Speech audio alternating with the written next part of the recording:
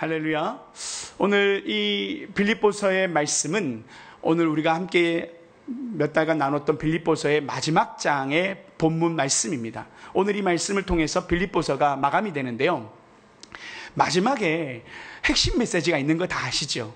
한국 사람들의 말은 끝까지 들어봐야 한다는 것처럼 사도 바울이 마지막 장의 마지막 부분에 마지막 단락에 어떤 이야기를 했는가가 매우 중요한 핵심 메시지가 들어가 있어요. 여러분 잘 알듯 내가 모든 것을 할 수 있느니라, 내게 능력 주시는 자 안에서 내가 모든 것을 할 수 있느니라는 그 유명한 말씀이 바로 여기에 포함되어 있단 말입니다. 그래서 오늘 말씀의 설교의 제목은 모든 것을 할 수 있습니다입니다.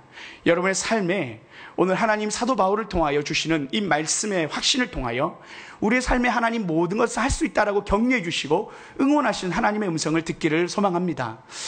동일하게 하나님의 능력이 우리의 삶에 나타나서 하나님의 기적이 우리의 삶에, 하나님의 은혜가 우리의 삶에 넘치도록 하나님의 은혜가 우리의 삶에 하나님 함께하는 복된 시간 되기를 함께 또 꿈꿨으면 좋겠습니다. 하나님이요 우리에게 모든 것을 할 수 있다라고 이 시간 말씀하며 약속하십니다. 오늘 우리 기도 제목이 있으십니까? 우리의 삶에 하나님 앞에 드리는 기도 제목들, 하나님 앞에 우리가 소원하는 것들 하나님이 할 수 있다, 할 수 있다. 오늘 이 사도 바울의 간증과 그 고백이 담겨있는 이 말씀을 통해서 오늘 하나님 우리에게 주신 확신을 얻는 복된 시간 되기를 원합니다.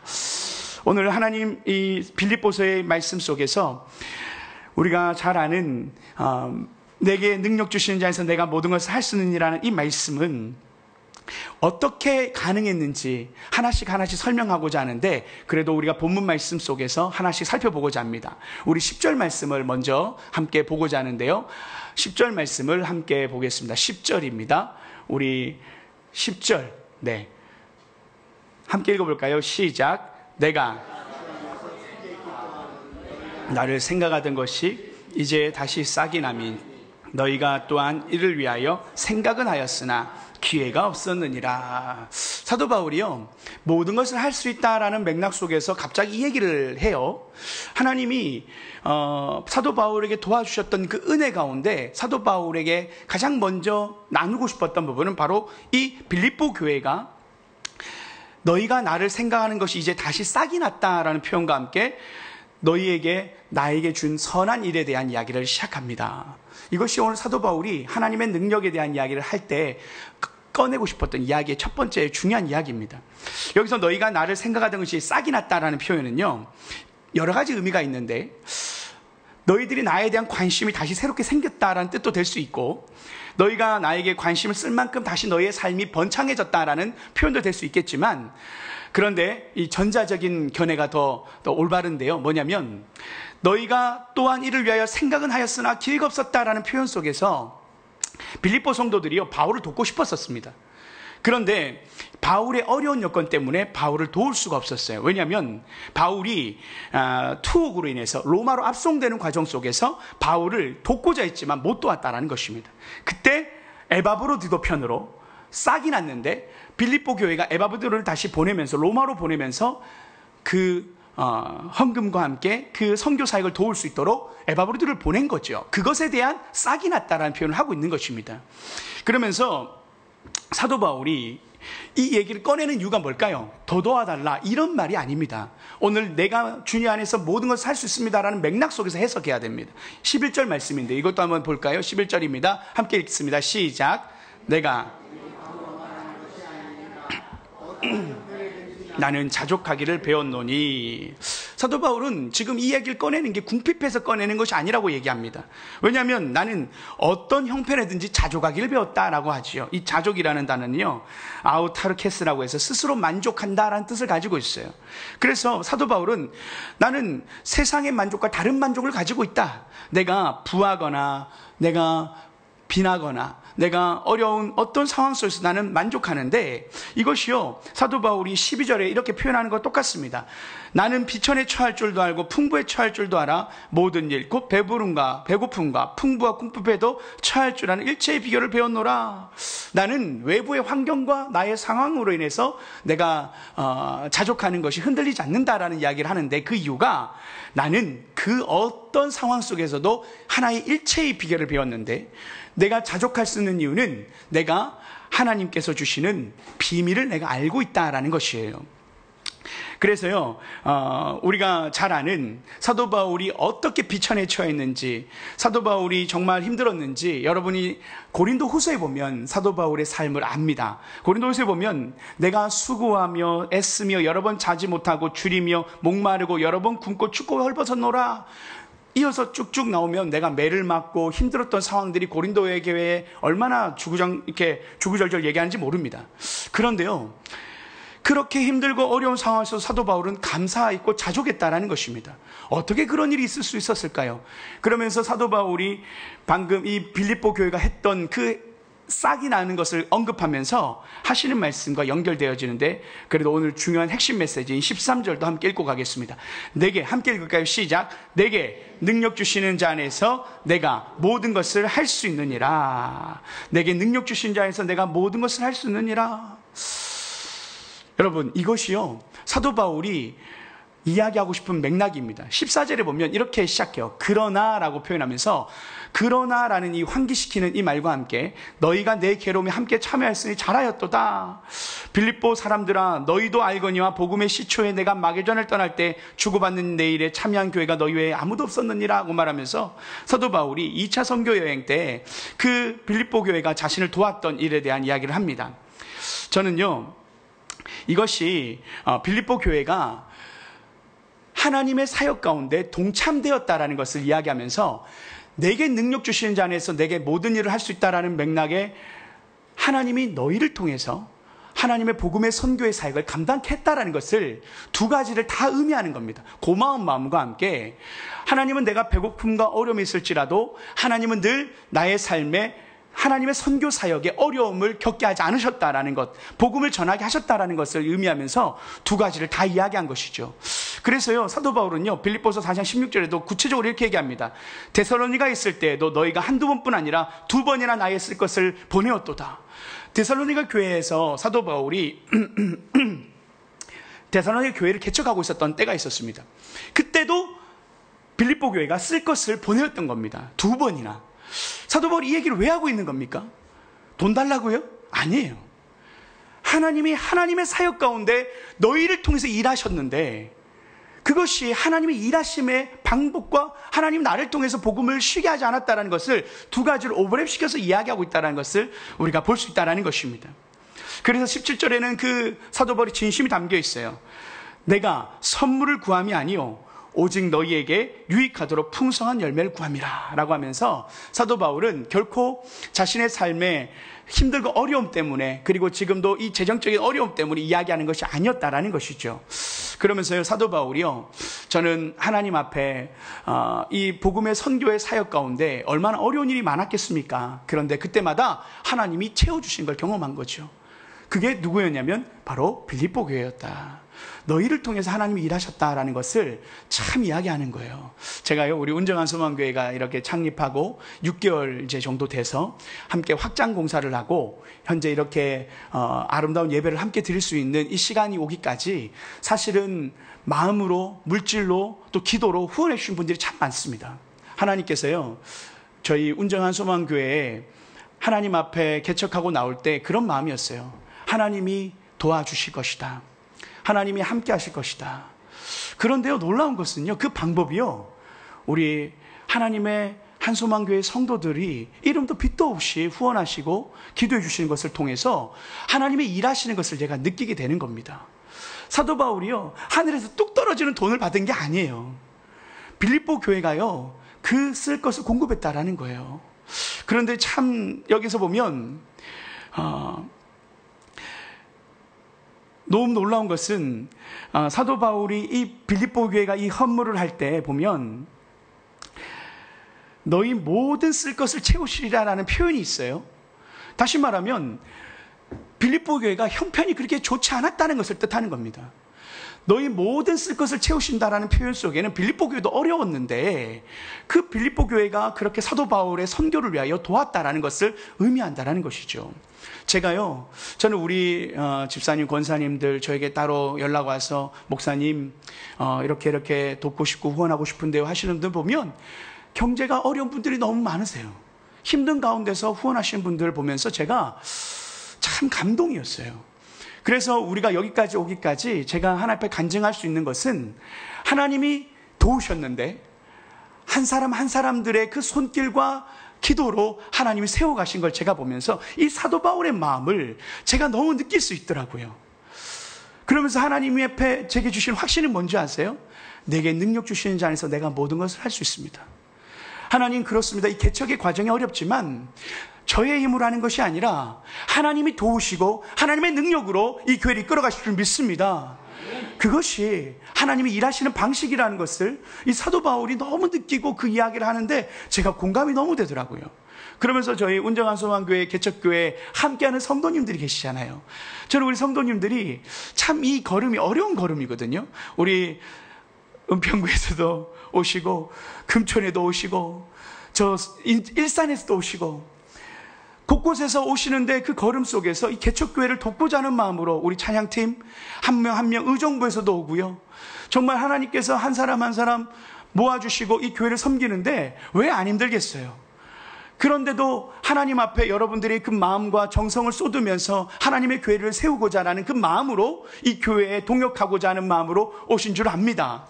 제가 우리 황현양 권사님 믿음의 5대 우리 권사님 가문인 걸 제가 들으면서요, 기도에 권사님들이 많이 오셨으면 좋겠다. 새벽마다 와주셔서 기도하시는데요, 제가 우리 온정한 소망교회가 기도로 서는 교회가 됐으면 좋겠다.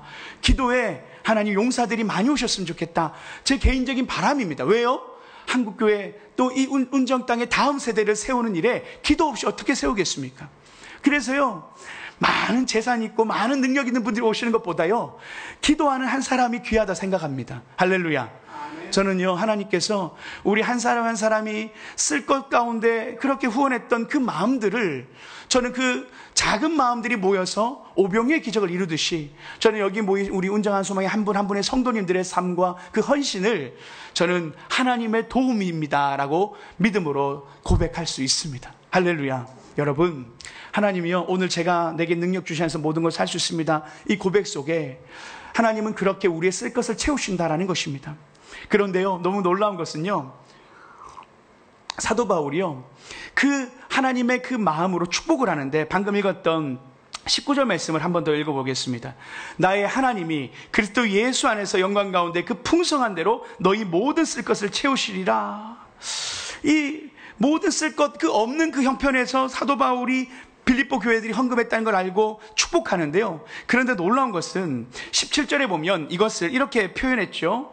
오직 너에게 유익하도록 풍성한 열매를 구함이라 하고 말하면서 사도 바울은 하나님이 너희의 그 봉헌과 그 헌신과 그 하나님 앞에 헌신한 그 마음과 그 재정을 하나님께서는요, 과실이 풍성한 열매가 되도록 할 것이다 라고 이야기해요. 근데 이 용어가요, 이게 어떤 용어냐면 상업적 개념을 가지고 있습니다. 영수증을 써주는 것처럼 내가 이미 받았다라는 이 18절 말씀 제가 한번 읽어볼게요. 내게는 모든 것이 있고 또 풍부한지라 에바브로도 편에 너희가 준 것을 내가 받음으로 내가 풍족하니 이는 받으실 만한 향기로운 제물이요 하나님을 기쁘시게 한 것이라 해서, 여기서 내가 받았다라는 아페코라는 단어가 사회에서 사용하던 이 영수증을 제공하고 썼다라는 표현과 함께 우리가 주식을 투자하면 투자금이라고 하지 않습니까? 너희가 지금 그 후원은 상업적 개념으로 사도 바울 정확하게 쓰고 있습니다. 하나님 나라에 투자한 것이다 라고 이야기합니다. 그리고 그 열매에 대한 부분은, 그 이익금에 대한 부분은 너희가 다 열매가 풍성하게 될 것이라고 이야기합니다. 할렐루야. 여러분, 하나님 나라에 상급이 있습니다. 우리가 하나님 나라에 열매가 있다라고 사도 바울은 이야기하듯이 하나님께서는요, 정확하게 사도 바울의 그 표현 속에서 하나님이 너희가 투자한 것은 하나님 나라의 자본금으로 투자된 것이다 라고 분명하게 사도 바울을 통해서 언급하고 있다는 겁니다. 그래서 그 이자를 받게 하실 것이다 라는 그 너무나도 명확한 이야기가 사도 바울 입에서 나오고 있다는 거예요. 하나님의 그 마지막 날, 주님이 재림하는 그날에 하나님이 이는 받으실 만한 향기로운 제물이요 하나님을 기쁘시게 한 것이라고 말하면서 너희의 그 제물은 하나님이 받으셨다고 말하고, 너희가 그것이 사람에게 드린 것이 아니라 하나님께 드린 것이다 라고 분명하게 선포하고 있는 것입니다. 그래서 사도 바울은 하나님 앞에서 19절 다시 한번 나올게요. 나의 하나님이 그리스도 예수 안에서 영광 가운데 그 풍성한 대로 너희 모든 쓸 것을 채우시기를 기도한 것입니다. 할렐루야. 하나님이요, 하늘에서도 상급을 주실 뿐만 아니라 이 땅에서도 우리의 삶을 하나님이 채우시겠다라는 것입니다. 하나님의 능력이 내게 능력 주신 자에서 내게 모든 걸 살 수 있다라고 했던 사도 바울의 그 고백은 실제로 본인의 선교 사역에도 일어났고, 동일하게 참여하는 빌립보 성도들에게도 너희가 너희 모든 쓸 것 부족하면 부족한 대로 하나님 채워주실 것이다라는 확신으로 동일하게 사도 바울이 간증하면서 그 믿음을 선포하는 것입니다. 감옥에 있던 사도 바울은요, 이 확신 가운데 그렇게 빌립보 교회를 축복한 것이죠. 여러분, 여러분의 헌신은요 결코 헛되지 않습니다. 저는 우리 황우 집사님이 처음 창립했을 때 우리 함께 따라오셨을 때도 그랬지만 마지막 교회라고 생각하고 왔습니다라는 이야기를 하셨었어요. 마지막에 내가 하나님 앞에 드릴 수 있는 마지막으로 태울 수 있는 그런 교회였으면 좋겠습니다라는 마음으로 돕고 싶습니다라고 해서 오셨었거든요. 그런데 정말 열심히 도우세요. 여러분, 저는 여러분 한 분 한 분들이 그렇게 하나님 앞에서 여러분을 향기로운 제물로 하나님 앞에 태워드리는 믿음의 마음으로 오셨는 것을 알고 있습니다. 그러면서요, 하나님이 여러분들에게 주시는 이 약속의 말씀, 내가 너의 모든 쓸 것을 채우리라, 내가 너의 모든 건강을 회복시키리라, 내가 너의 모든 삶을 형통케 하리라. 할렐루야. 여러분, 내게 능력 주신 자에서 내게 모든 걸 할 수 있습니다. 이 고백은 사도 바울이 빌립보 성도들에게 주는 약속과도 같은 말씀이요, 하나님의 약속임을 우리가 오늘 이 시간 또한 받게 됩니다. 그러면서 사도 바울이 이걸로 끝내지 않습니다. 하나님의 능력이 어떻게 나타났는가, 오늘 이것이 핵심 메시지가 됩니다. 빌립보서 4장 22절인데요 이 말씀 함께 읽어볼까요? 시작. 모든 성도들이 사람들 중 몇이니라. 여기서 모든 성도들이라고 하는 것은 이 로마에 있는 일반 성도들을 의미합니다. 그런데 여기서 특이한 점이 있죠. 특히 가이사의 집 사람들 몇 사람이 무난한다라고 표현하는데, 우리 빌립보서 1장 13절 말씀도 한번 띄워보시겠어요? 여기 보면 우리가 읽었던 말씀이었어요. 이 일로 온 시대안과 그 밖에 모든 사람에게 나의 매임이 그리스도 안에서 나타나게 되었으니 라고 해서, 이 시대는 바로 가이사의 집 사람들을 의미합니다. 이 시대는 로마 군대의 친위대입니다. 황제의 친위 근위대입니다. 그래서 그들은 상당한 지위를 가지고 있었고 로마에서 황제의 가족이라고 말하는 가신이었습니다. 그런데 그들에게도 감옥에서 복음이 전해졌다라는 것입니다. 할렐루야. 바울이 빌립보 교회가 태동했을 때 그 감옥에서 바울과 실라가 찬양하다가 그 간수장이 예수님 믿고 그 사람이 빌립보 교인이 되었지 않습니까? 그런데 그 교회가 또 다른 간증을 받게 되는데 그 은혜의 역사가 끊이지 않았다라는 거예요. 빌립보 교회에서만 그런 역사가 일어난 게 아니라 바울이 로마에 와봤는데, 로마에 잡혀서 투옥돼서 왔는데, 이것이 나의 삶의 저주가 아니라, 나의 삶의 고난이 아니라 하나님이 고난 너머에 하나님이 나를 감옥에 오시게 하신 이유가 있는데, 그것은 이 로마의 군인들에게 복음을 전하게 하시려고 하시는 하나님의 선한 뜻이 나타났다라는 것을 고백하는 것이었습니다. 그래서 내게 능력 주신 자 안에서 내가 모든 것을 할 수 있습니다라는 고백은 어떤 상황도 환경도 나를 막을 수 없고 복음을 막을 수 없다라는 것이고, 하나님의 일을 막을 수 없다라는 것입니다. 하나님의 계획, 나를 향한 하나님의 계획이 멈추지 않는다. 하나님, 우리를 향한 하나님의 사명은 이루어진다. 하나님, 우리의 삶을 향한 하나님의 계획이, 하나님이 우리의 삶을 향한 축복이 이루어질 줄 믿습니다. 그것이 사도 바울이 내게 능력 주시는 자 안에서 그 믿음의 고백입니다.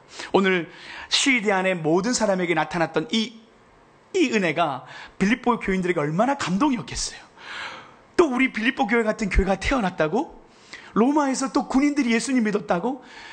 그 특별한 계급의 사회 리더층들에게 복음이 전했다라는 거예요. 사회 리더십들에게 복음이 전했다라는 것은 놀라운 사건이었던 겁니다. 복음이 그렇게 하나님의 능력이 나타났다는 것을 통해서 로마가, 그 당대의 그 제국이었던 로마가 그렇게 하나님의 복음을 받아들이게 되는 놀라운 일이 시작되었다라는 거예요. 그래서 아시지만 로마가 기독교를 국교로 인정하게 되는 우리 AD 300년, 여러분 다 알지 않습니까? 3세기경에 그런 놀라운 축복이 로마의 국교가 되어버렸지 않습니까? 그 시작점을 바로 사도 바울이 열었던 것입니다. 로마 교회가 함께 이 로마 사회에 복음을 전하게 되는데 참 놀라운 거죠. 감옥에서도 복음이 전해지더라는 이 놀라운 속에 염려하고 두려워하지 마라. 너희가 지금 나를 향하여 내가 감옥에 있다고 염려하지 마라. 빌립보 성도들아, 너희가 지금 걱정하고 염려하는데 너희들도 지금 혹시 어렵고 힘들다면 염려하지 마라.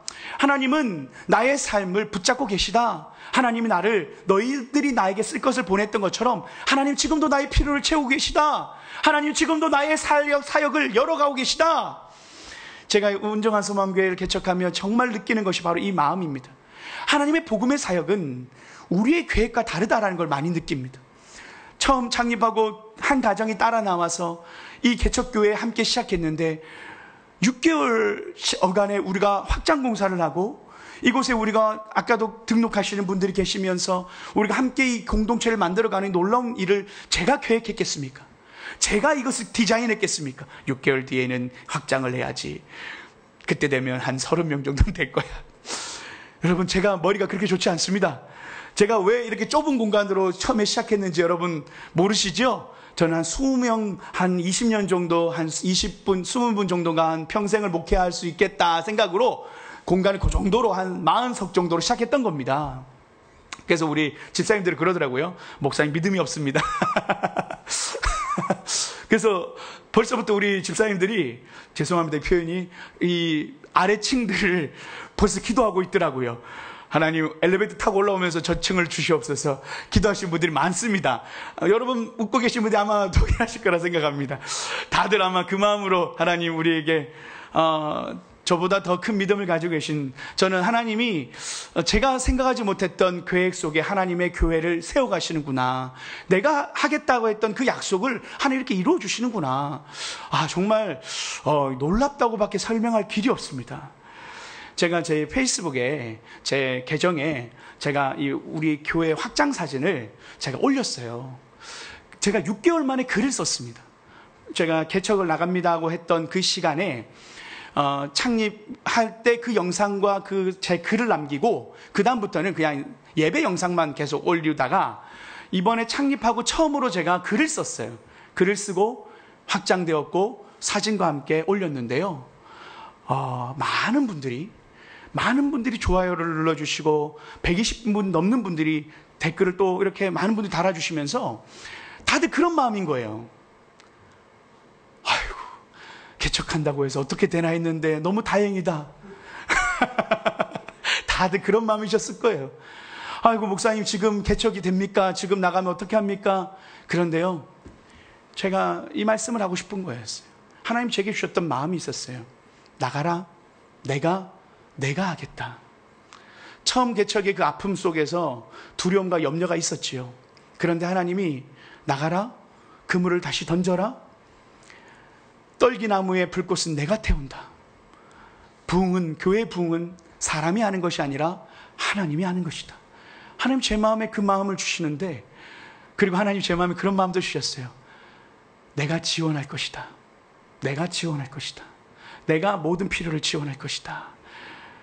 제가 우리 목사님께, 위임 목사님께 제가 작년 7월, 7경 정도에 우리 목사님께 목사님 개척을 하고 싶습니다라고 얘기를 했다고 말씀드렸었죠. 그때 목사님께 제가 교회가 염려하고 걱정하기 때문에 목사님 맨손 맨몸 맨땅으로 아브론 교회 지원 없이 한번 사역해보고 싶습니다 하고 나왔던 거예요.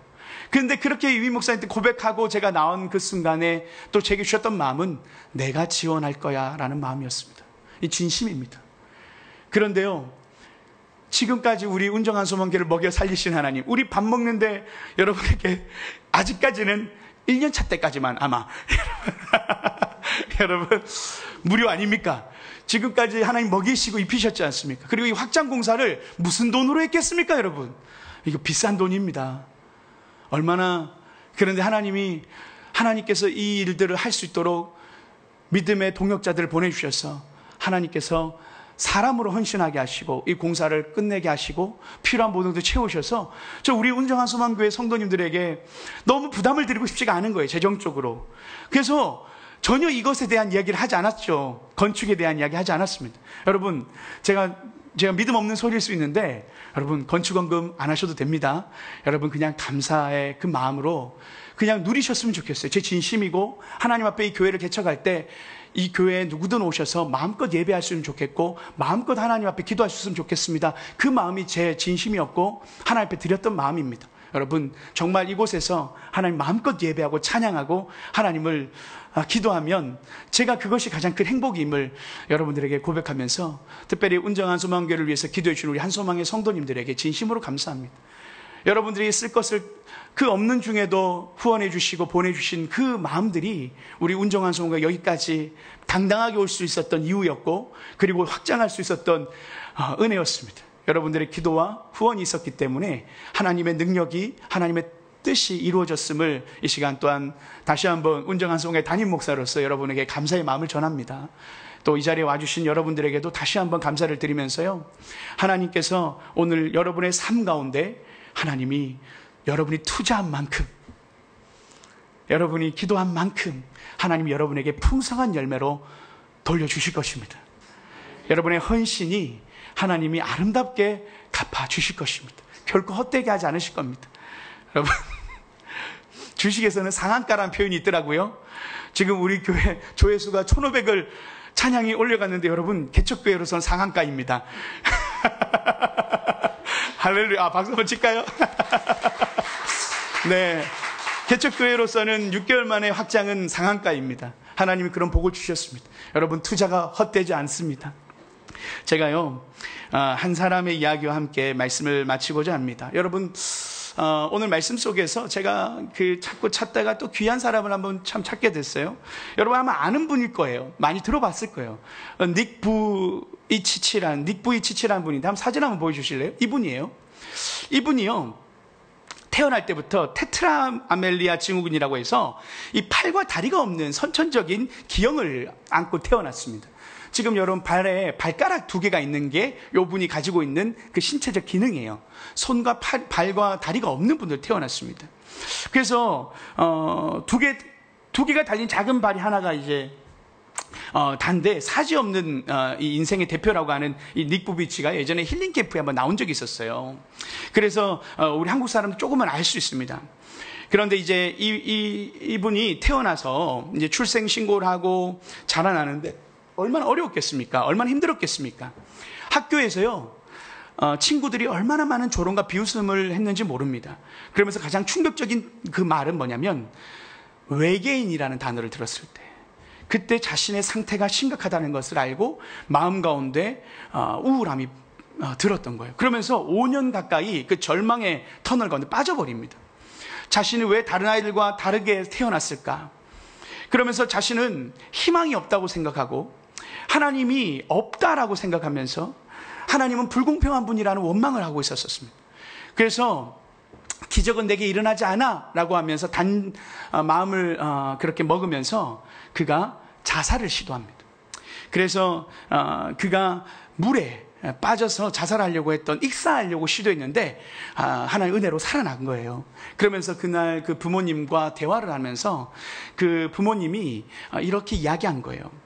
그 닉 부부이치가 왜 나만 이렇게 태어났어요? 왜 하나님 저를 이렇게 만드셨어요? 닉이 눈물을 흘리면서 부모님한테 따지듯 물었을 때 그 닉의 부모님이 성경책을 읽어주면서 요한복음 9장을 읽어준 겁니다. 그 요한복음 9장에 보면 예수님께서 눈먼 자를 고치신 사건이 있어요. 수많은 사람들이 저 눈먼 자가 왜 태어났습니까? 라고 지적하면서 물어보는 사건이 바로 9장에 나타나는데, 그때 예수님께서 이 사람이 누구의 죄 때문이 아니라 하나님이 하시는 일을 나타내기 위하여 하나님이 계획하였다라는 그 말을 듣고 이 닉 부이치가 거기서 은혜를 받게 된 겁니다. 나를 위한 계획도 있다라는 거지요. 자신을 이렇게 만드신 하나님의 이유가, 그렇게 찾았던 마음이 그제서야 해답을 얻고 하나님 나를 이렇게 만드신 이유가 무엇인가를 생각하게 된 것이죠. 그러면서 하나님이 나의 삶을 향한 특별한 목적이 무엇인가에 집중하여 했던 것이죠. 그러면서 그가 이렇게 고백합니다. 치유가 일어나지 않아도 예수님은 신실하신 분이라는 사실을 믿습니다. 이 고백을 하면서 그 자리에서 일어난 것입니다. 자신의 삶을 통해서 하나님 앞에 어떤 일을 할 수 있을지를 찾으면서 모든 일을 최선을 다했어요. 그래서 수영, 스카이다이빙, 서핑, 골프, 뭐 사진 좀 있습니까? 네, 수영. 저 수영하는 겁니다. 손이 없는데 발로 조금씩 하는 것 같아요. 아마 떠 있는 거예요. 이렇게 골프도 치고요. 뭐 여러 가지 그 스카이다이빙도 하고요. 본인이 마음껏 도전하는 겁니다. 그러면서 그가 자신의 삶을 향한 이 가치 있는 삶, 이 마음을 세상 가운데 나누기 시작했는데 2023년까지 78개국에서 3,500회 이상의 연설을 했대요. 그리고 거의 1,000만 명에 달하는 사람들이 이들 만났고요. TV를 통해서는 28억 명에 달하는 사람들과 함께 그 이야기를 공유했다라는 것 아닙니까? 그러면서 이 닉 보이치가 두 가지를 크게 깨달았답니다. 첫 번째, 내 인생에서 얻게 된 가장 큰 기적은 내 영혼이 구원받았다라는 사실이요. 두 번째는 그분은 이 어리석은 자를 사용하여서 지혜로운 자들을 부끄럽게 하신다라는 사실을 깨달았다라는 것입니다. 하나님의 계획이, 하나님의 뜻이 우리의 삶에 불가능할 것 같고 하나님이 나의 삶에 관여하지 않는 것 같이 보일 때라도 하나님은 결코 우리의 삶을 향한 하나님의 계획이 포기되어진 적이 없다라는 사실. 이 닉 보이치가 자신의 삶을 자살하고자 했을 때 그의 삶이 그렇게 많은 사람에게 선한 용기를 주고 일어날 힘을 얻게 하는 그 일을 하게 할 거라는 사실을 몰랐을 때는 그의 삶에 소망이 없었지만 하나님 안에서 다시 한번 말씀 가운데 일어나고 내가 너의 삶에 계획이 있다. 내가 너를 사용할 것이다. 그렇게 하나님 앞에 하나님 말씀을 들었을 때 이 닉 보이치가 하나님의 능력을 마음껏 펼친 것처럼 해서 마가복음 9장 23절에 예수님께서 이런 말씀하셨죠. 할 수 있거든이 무슨 말이냐. 믿는 자에게는 능치 못할 일이 없느니라. 내게 능력 주시는 자에서 내가 모든 것을 할 수 있습니다. 이 고백을 닉 보이치가 하나님 앞에 동일하게 드리면서 그의 삶을 살아냈던 것 아니겠습니까? 지금 그렇게 열심히 또 가족들과 함께 둘째도 놓고 살고 있답니다. 삶을 포기하지 않고 열심히 살고 있대요. 네, 임신도 했답니다. 여러분, 우리의 삶에 우리를 향한 하나님의 계획을 지금 우리가 고난이 있고 감옥에 있는 것 같고 우리의 삶에 경제가 어렵고 우리의 건강이 무너졌을 수 있죠. 그러나 하나님의 계획은 여기서 끝이 아니라 하나님 우리를 통한 하나님의 놀라운 계획은 지금도 이어지고 있고 하나님의 선한 일은 지금도 우리 삶을 통하여 하나님이 우리의 삶을 이끌어가고 계시다는 사실을 우리가 믿음으로 확신하기를 축복합니다. 내게 능력 주시는 자 안에서 내가 모든 것을 할 수 있느니라. 내게 능력 주시는 자 안에서 내가 모든 것을 할 수 있느니라. 여러분, 우리는요 모든 걸 할 수 있습니다. 다시 일어나십시오. 다시 하나님 앞에 용기를 얻고 다시 힘을 내서 운동하시고 다시 하나님 앞에 경제적인 문제가 있다면 도전하셔서 다시 일어나시기를 축복합니다. 하나님이 지금도 우리를 향하여 우리의 삶에 막힘이 없도록 늘 도우시는 하나님의 그 은혜가 사도 바울에게만 있는 것이 아니라 빌립보 교회에게도 있고 우리에게도 있음을 우리가 오늘도 믿음으로 신뢰하며 승리하는 저와 여러분 되시길 축복합니다. 하나님이 승리를 줄 줄 믿습니다. 하나님이 우리에게 기적을 베풀어 주실 것입니다. 함께 기도하시겠습니다.